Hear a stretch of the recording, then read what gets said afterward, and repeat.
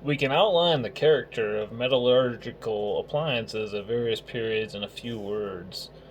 It is possible to set up a description of the imaginary beginning of the Bronze Age prior to recorded civilization, starting with the savage who accidentally built a fire on top of some easily reducible ore and discovered metals in the ashes.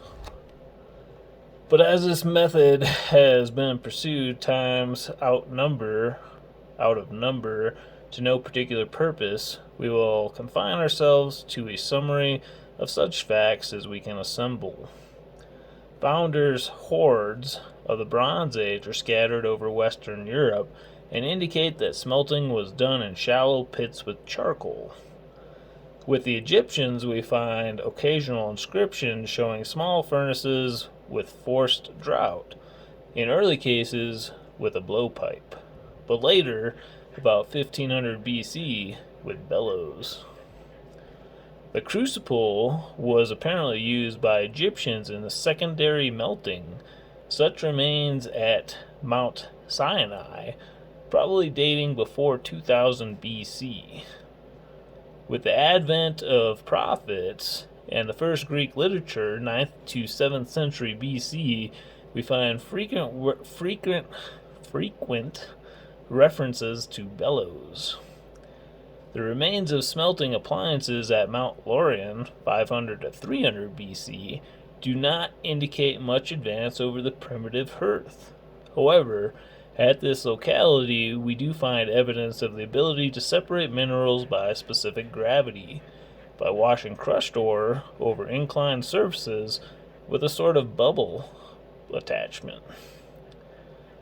Stone grinding mills were used to crush ore from the earliest times of Mount Lorion down to the Middle Ages.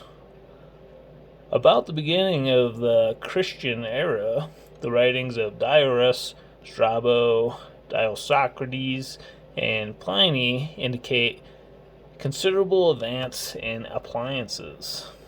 Strabo describes high stacks to carry off lead fumes.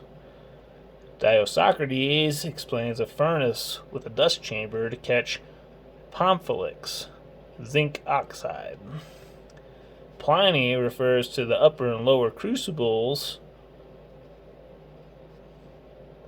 a hearth, and to the pillars and arches of the furnaces.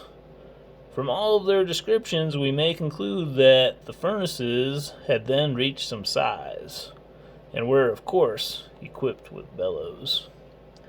At this time, sulfide copper and lead ores were smelted. But as to fluxes, except lead for silver and lead and soda for gold, we have practically no mention. Coal was a universal fuel for smelting down to the 18th century. Both Dioscorides and Pliny describe the distillation apparatus used to recover quicksilver. A formidable list of mineral products and metal alloys in use indicate themselves considerable apparatus, of the details of which we have no indication.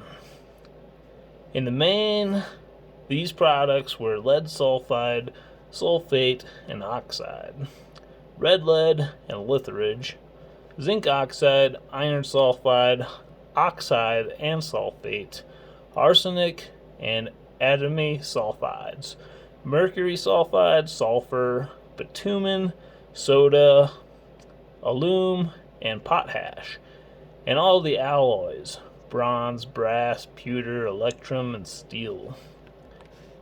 From this period of the awakening of learning, our only light is an occasional gleam from Theophilus and alchemists.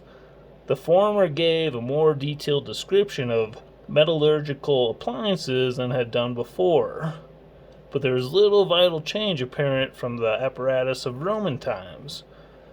The alchemists gave a great stimulus to industrial chemistry and discovery of the mineral acids, and described distillation apparatus of approximately modern form. The next period, the Renaissance, is one in which our descriptions are for the first time satisfactory.